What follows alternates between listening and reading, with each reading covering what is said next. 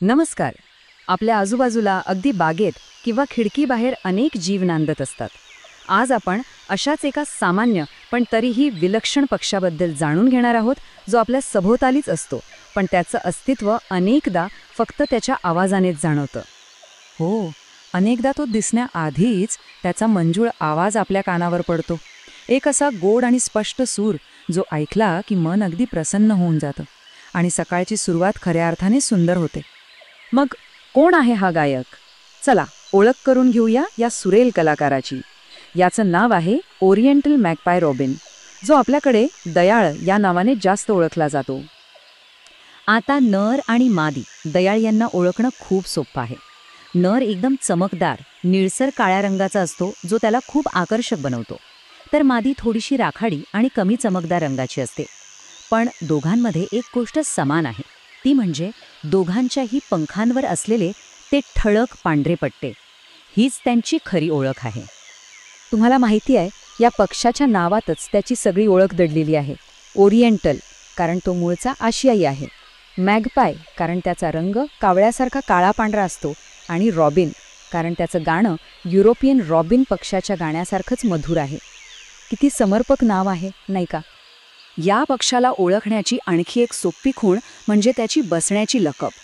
तो जेव्हा शांत बसलेला असतो तेव्हा त्याची शेपूट नेहमी शरीराशी काटकोनात म्हणजे अगदी सरळ उभी असते. ही त्याची एक खास अदाच आहे. मग हा पक्षी आपल्याला नेमका कुठे पाहायला मिळतो? तर दयाळ हा कमालीचा जुळवून घेणारा पक्षी आहे. तो वेगवेगळ्या प्रकारच्या वातावरणात अगदी सहज रमतो. तो काही फक्त घनदाट जंगलांपुरताच मर्यादित नाही. उलट तो आपल्या घराच्या बागेत, शहरांमधल्या झाडांवर, गावांमध्ये, थोडक्यात काय तर मानवी वस्तीजवळ अगदी आरामात राहतो. त्याने माणसांसोबत राहायला स्वतःला उत्तम प्रकारे जुळवून घेतलं आहे. दयाळ पक्षाचा वावर संपूर्ण दक्षिण आणि आग्नेय आशियामध्ये आहे. म्हणजे भारत, श्रीलंका, थायलंड अशा अनेक देशांमध्ये तो दिसतो.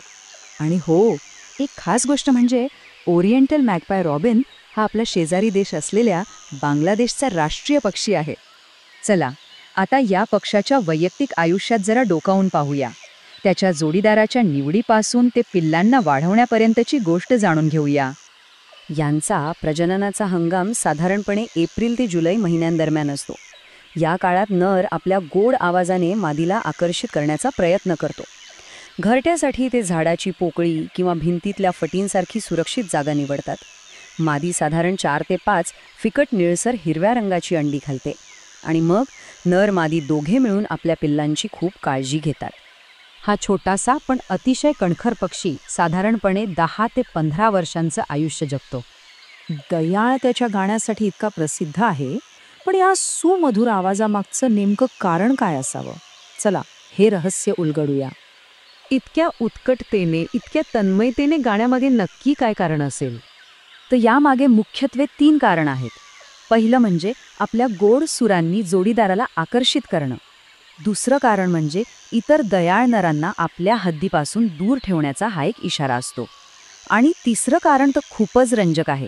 तो कधीकधी इतर पक्ष्यांच्या आवाजाची नक्कलसुद्धा करतो. दयाळ हा प्रामुख्याने कीटकभक्षी आहे.